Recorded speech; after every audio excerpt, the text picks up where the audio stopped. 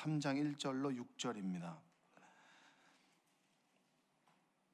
아내들아 이와 같이 자기 남편에게 순종하라. 이는 혹 말씀을 순종하지 않는 자라도 말로 말미암지 않고 그 아내 행실로 말미암아 구원을 받게 하려 함이니 너희의 단장은 머리를 꾸미고 금을 차고 아름다운 옷을 입는 외모로 하지 말고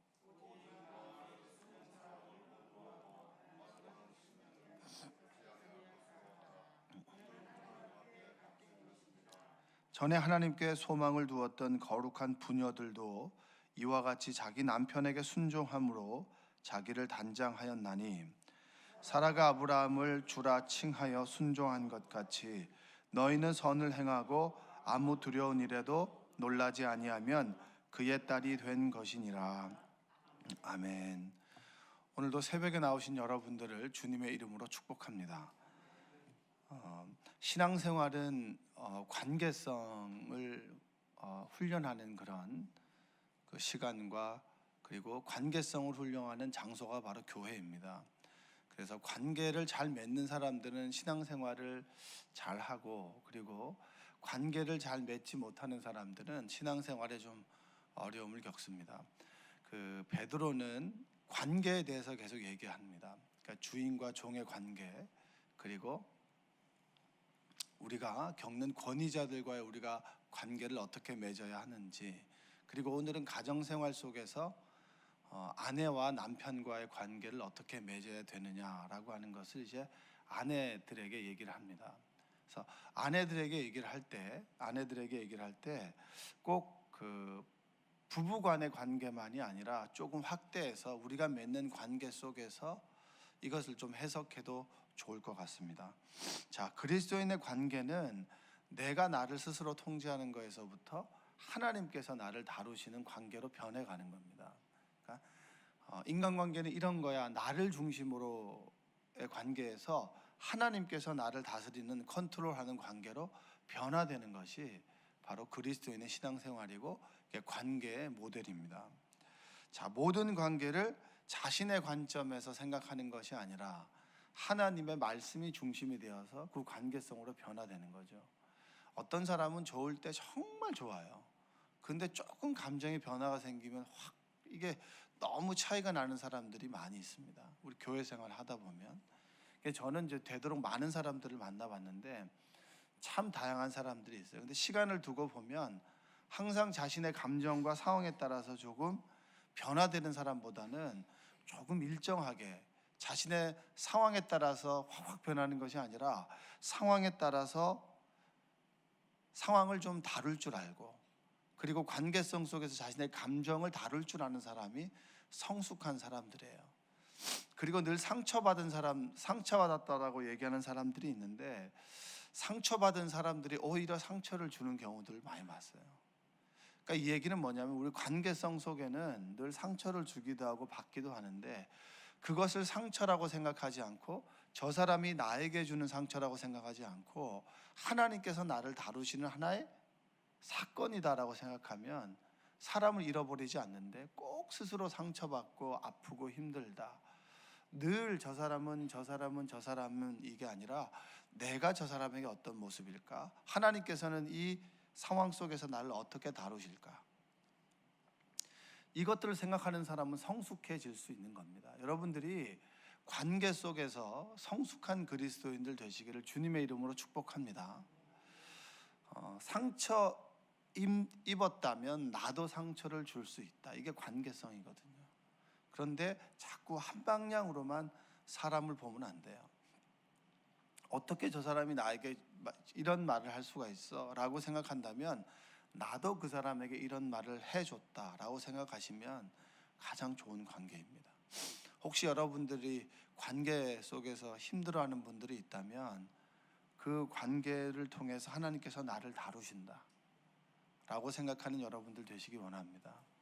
저는 이제 관계가 힘들게 하는 사람이 있어요. 그러면 하나님께서 저 사람을 통해서 나의 모난 부분들을 다루신다. 그렇게 하나님께 고백하는 경우가 많고, 그리고 그 모난 모습을 보면서 내 모습을 좀 돌아봐야지, 저 사람 모습을 통해서 내 모습이 보인다라고 생각하면 우리는 성숙한 그리스도인이 될 수 있는데, 어떻게 저렇게 얘기할 수 있어? 어떻게 장로님이 돼서, 권사님이 돼서, 집사님이 돼서, 그리고 목사님이 돼서 어떻게 저렇게 얘기할 수 있어? 이렇게 자꾸 저 사람에 대해 탓으로 돌리다 보면 우리는 성숙한 그리스도인이 될 수 없고, 그리고 주변의 사람들을 많이 잃어버릴 수 있습니다. 여러분들이 신앙생활은 죄인들이 모여서 서로 관계를 맺어가면서 모난 모습 보면서 나의 모습을 돌아보고, 그리고 나에게 상처 주는 모습을 보면서 나도 상처 주는 모습이 없나 돌아보고, 그리고 정말 어떻게 보면 다루어지지 않는 사람, 저 사람의 모습을 통해서 하나님, 저분을 불쌍히 여겨 주십시오 라고 기도함으로 하나님께서 나를 다루시는, 그리고 서로 하나님에 의해서 다루어지는 그런 관계를 만들어가는 곳이 교회입니다. 여러분들이 하루하루 성숙해지는 여러분들 되시기를 주님의 이름으로 축복합니다. 자, 오늘은 아내에 대해서 얘기를 하는데, 단적으로 베드로는 한마디 얘기합니다. 순종하라. 순종하라. 순종하십시오. 근데 여기서 보면 그 TV에서 보면 이런 얘기를 많이 해요. 연예인들이 이제 어떤 남편을 만나고 싶습니까? 라면 존경하는 남편을 만나고 싶습니다라고 하는데, 여러분 존경하는 남편과 살고 계신가요? 존경하는 아내와 살고 계신가요? 이게 같이 살면서 존경을 표현한다라고 하는 건 진짜 어려워요. 그래서 오늘 베드로도 이런 얘기를 하는 거예요. 1절 한번 읽어볼까요? 아내들아, 이와 같이 자기 남편에게 순종하라. 이는 혹 말씀을 순종하지 않는 자라도 말로 말미암지 않고 그 아내의 행실로 말미암아 구원을 받게 하려 함이니. 여기서 말씀에 순종하지 않는 자라고 하는 것은 남편이 하나님을 믿지 않습니다. 하나님을 믿지 않고, 그리고 하나님의 말씀의 법을 따르지 않는 사람들을 얘기하는 겁니다.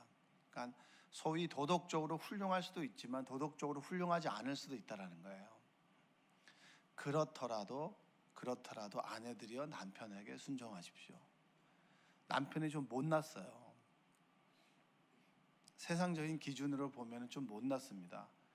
정말 탁월한 실력을 가지고 있는 것도 아니고, 그리고 돈을 많이 벌어오는 것도 아니고, 그리고 관계성이 썩 뛰어나지 않고 부족한 게 보여요. 아내 입장에서 보면. 여자분들은 촉이 좋잖아요. 촉이. 남자들은 그런 촉을 잘 못 읽는 경우도 있고, 여자분들이 볼 때는 남편이 좀 부족한 부분을 가지고 있습니다. 그렇다 할지라도 그 남편의 말에 순종하십시오 라고 얘기를 하는 거예요. 그게 어려운 거죠. 그래서 하나님께 기도하는 거고, 하나님, 제가 남편의 말에 순종하길 원합니다. 이건 우리가 잘나고 못하고 하는 것이 아니라 관계예요. 아내와 남편의 관계 속에서 아내들이여 남편에게 순종하십시오. 그러니까 같은 모임을 하다 보면, 저희도 그런 모임이 있어요. 뭐 어떤 모임 하자 그러면 아내한테 물어볼게요. 그러면 아내가 안 된다면 못 하는 거예요. 그것도 맞죠. 나쁜 건 아닙니다. 왜냐하면 서로 함께 살아가는 건데, 아내가 진짜 싫다는데 뭐 남편이 뭐 조선시대도 아니고 갑시다 뭐 이런 것도 아닙니다. 그러나 좀 지혜롭게 아내가 남편을 좀 세워주면 좋을 것 같아요. 저는 그런 생각을 합니다. 그러면 남편이 아내를 또 세워주거든요. 근데 이제 꼭 보면 모임이 한 명의 뭐 아내들로 인해서 무산되는 경우도 많고, 꼭 보면 아내들한테 물어볼 게 3일 있다가 전화해. 된대 이렇게 얘기하면, 내가 모든 결정을 할 때 너의 아내 허락을 받아서 일을 진행해야 되냐라는 마음이 들 때가 있습니다. 그럴 땐 여러분 지혜롭게 해야 되는 거예요. 남편의 말에 순종하십시오라고 하는 게 하나님께서 주시는 권면이에요. 좀 못났다 해도, 모자란 면이 있다 해도 세워주십시오. 왜냐? 그것을 통해서 남편이 구원을 얻는다는 거예요. 할렐루야. 남편과 아내의 주도권 싸움이 아니라 한 남자, 믿지 않는 남자를 구원하고 연약한 믿음의 사람을 굳건하게 세우기 위해서 아내들이 조금 참으십시오. 하나님께서 뭐라고 하십니까? 믿음을 세우기 위해서, 구원하기 위해서 순종하라고 하십니다. 그럼 순종하십시오. 왜냐? 하나님께서 한 영혼을 구원하기 위해서 나를 사용하시는데, 그것은 말이 아니라 행실이라고 하는 거예요. 자, 1절 보면 말로 말미암지 않고 그 안에 행실로 말미암아 구원을 받게 하려 함이라. 할렐루야. 말이 아니에요. 말. 설교자로서 가장 무서운 것은, 설교자는 말을 많이 하는 사람인가요? 적게 하는 사람인가요? 설교단에서 가장 좋은 말을 많이 합니다. 근데 그 좋은 말이 내 삶 속에 체화되지 않고 내 삶 속에 살아내지 못하고, 그리고 했던 말들의 정반대되는 행동을 여러분에게 제가 보인다면 모든 것들은 무산되는 겁니다. 그래서 설교자가 제일 무서운 거죠. 그래서 저를 가까이 하지 마세요. 좀 멀리서 보셔야 돼요. 멀리서 보셔야 실망하지 않지, 가까이서 보시면 실망합니다.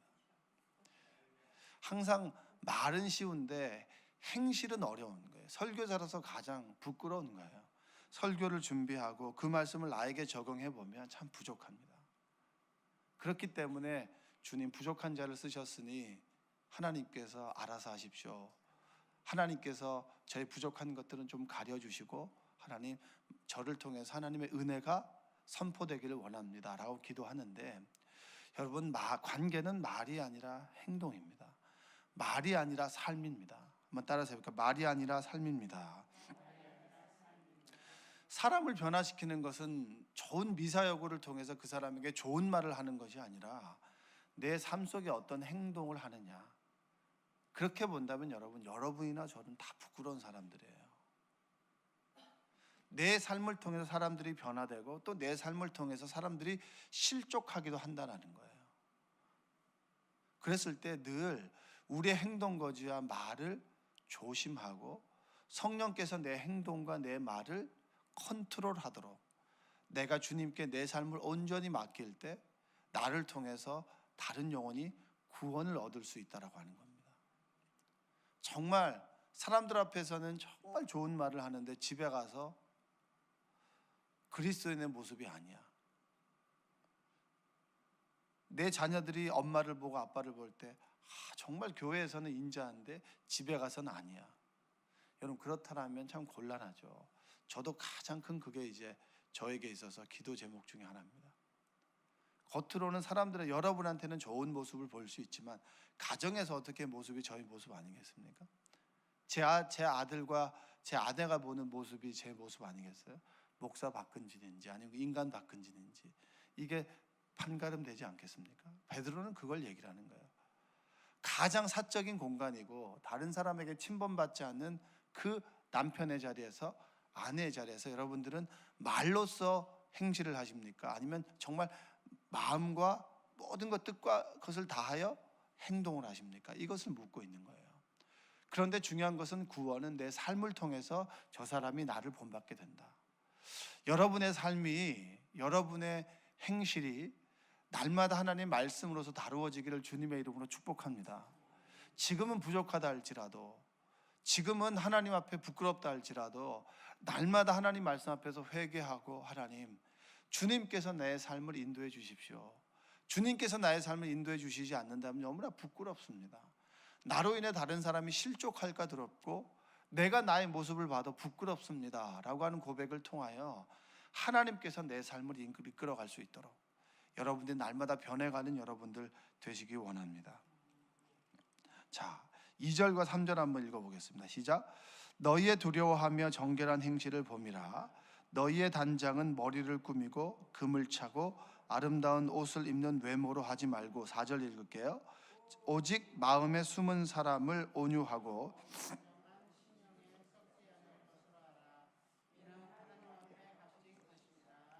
자, 여러분들에게 이렇게 권면하는 거예요.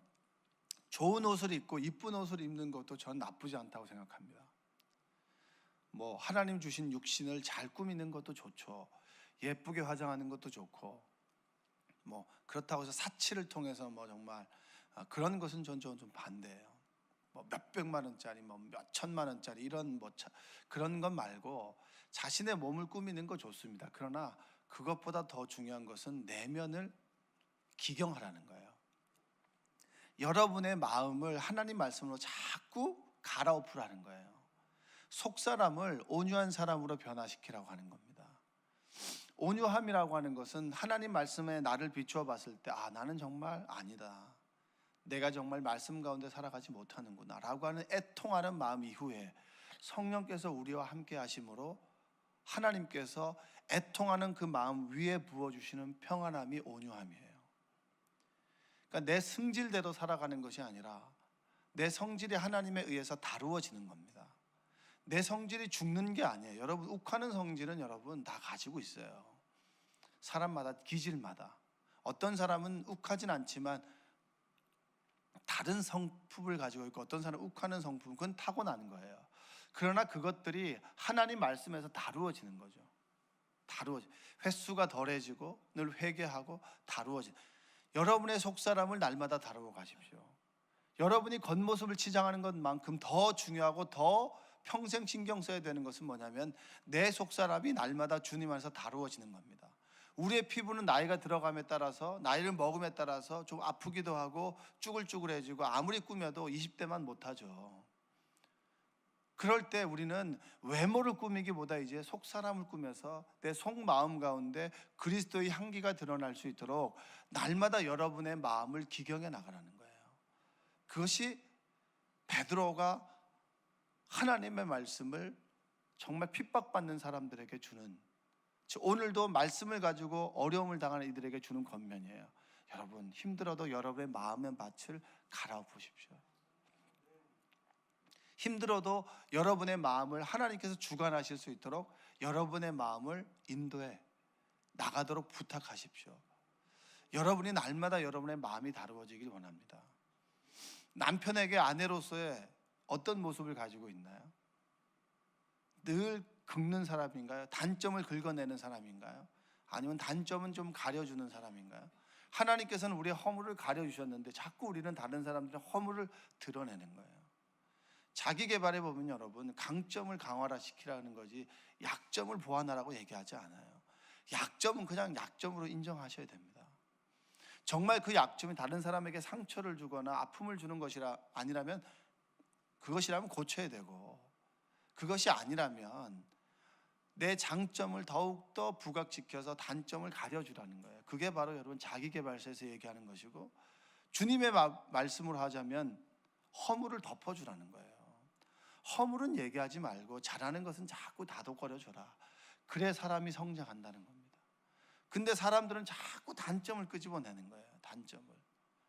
그래서 여러분 뒷담화도 하고 사람들하고 그런 거 하지 말고 다른 사람들의 좋은 점을 자꾸 부각시켜주고 칭찬해주고 격려해주고 지지해줘서 그 사람이 하나님의 온전한 사람으로 설 수 있도록 세워주라고 하는 것을 바로 오늘 말씀 얘기해 주는 거예요. 남편을 세워주는 여러분 되시기를 주님의 이름으로 축복합니다. 어떤 그 부부에게 이제 어떤 얘기를 하다가, 부부와 얘기한 게 아니라 전 그 여자 집사님과 얘기를 하다가 그 남편을 이렇게 잘 세워주라고 자꾸 지적하지 말라고, 이런 지나가는 말로 했는데 나중에 저한테 그런 얘기를, 목사님의 그 얘기가 저 부부 관계가 좋아졌다고. 여러분, 지적하는 걸 좋아하는 사람은 아무도 없어요. 남편이든 아내든. 특별히 여자분들은 남자의 부족한 면을 잘 봐요. 남자들이 보지 못하는 것들을 읽어내는 촉이 있잖아요. 그 촉으로 남편을 긁는 데 사용하지 마시고 그 사람을 세워주라는 거예요. 잘한다 잘한다. 그 부흥 강사님 오셔가지고 그 남편하고 그 돼지에 똑같은 점이 있다라 그러잖아요. 긁어주면 이렇게 한다고. 그 기억하시죠? 그냥 긁어주면 되는 거예요. 그러면 남편은 좋아해요. 남자들이 좀 이렇게 단순하더라고요. 그러니까 좋은 것들 잘한다고 다독 해주고 하면, 여러분 사회생활이 얼마나 힘듭니까? 얼마나 많이 부딪힙니까? 웃고 싶지 않은데 웃어야 되고, 비 맞춰야 되고, 기분 맞춰줘야 되는 사람한테 자꾸 단점 지적하면요, 소위 말하면 폭발합니다. 여자분들, 남편이 아니면 자식들에게도 똑같아요. 그리고 만나는 사람들과의 관계 똑같습니다. 좋은 점을 자꾸 지지하고 격려해줘서 그 사람이 정말 사회생활 잘하도록, 또 여러분들의 그 속마음이 단점보다는 장점을 자꾸 보게 되고, 단점은 자꾸 가려주고 자꾸 장점만 볼 수 있는 여러분의 속사람이 하나님으로 인해서 다루어지는 그런 시간 되시기를 주님의 이름으로 축복합니다. 오늘부터 가시면 바가지 긁지 마시고 참 수고했다고, 하루 종일 참 수고했다고. 남의 돈 벌기 힘들잖아요. 남의 돈, 남의 주머니에서 돈, 지갑 꺼내는 거 쉽지 않아요. 정말 쉽지 않아요. 남의 돈 받는 것도 참 실제 배알을 빼놔야 될 때가 있어요. 그럴 때 가정에서만이라도 정말 못난 남편이라도 최고로 대우해 줄 수 있는 그런 여러분들 되시기 원합니다. 집에서 인정받는 남편이 밖에서도 인정받는 것이지, 밖에서 인정받는 남편이 집에서 존중받지 못한다면 밖에서도 똑같이 존중받지 못하게 되는 사람으로 변화될 수밖에 없어요. 누구보다도 가장 단점을 잘 아는 아내가 남편을 세워줄 때 그 남편이 바로 설 수가 있고 구원받은 그리스도인으로 살아갈 수가 있는 겁니다. 여러분들이 세워주는 여러분들 되시기 원합니다. 내 자식이 좀 부족해 보여요. 누가 봐도 알아요. 그렇다 할지라도 자꾸 세워주는 은혜가 있길 바랍니다. 자꾸 어떤 다른 집 남편하고 비교하거나 다른 집 아들하고 비교하지 마세요. 그건 절대 하등의 도움이 되지 않습니다. 비교하지 말고 그 남편이 하나님께서 나에게 맡겨주신 그런 사명이라고 여기시고 다독거려 주시면서 구원받은 그리스도인으로 살아갈 수 있도록, 구원받지 못했다면 나의 섬김을 통해서 구원받도록, 그리고 조금 못났다 할지라도 세워줌으로 사회에서 정말 세워질 수 있도록 여러분들이 그 일을 감당하는 여러분 되시길 주님의 이름으로 축복합니다. 기도하겠습니다. 사랑과 은혜가 풍성하신 아버지 하나님 감사합니다. 남편을 세워주는 아내가 되기를 원합니다. 내 주변에 있는 사람들을 세워주고 자꾸 격려하고 지지해줘서 정말 허물을 가려주고, 그리고 부족한 사람을 강하게 만들어줄 수 있는, 약한 사람들을 세워줄 수 있는 그런 아내들이 되기를 원합니다. 그리스도인 되기를 원합니다. 주여, 단점보다는 장점을 보게 하여 주시고, 예수님께서 나의 허물을 가려주셨던 것처럼, 하나님께서 나를 세워주신 것처럼 나도 남편을 세우고 자식을 세우고 내가 만나는 사람들을 세워줄 수 있도록 주님 도와주시옵소서. 예수님의 이름으로 기도합니다.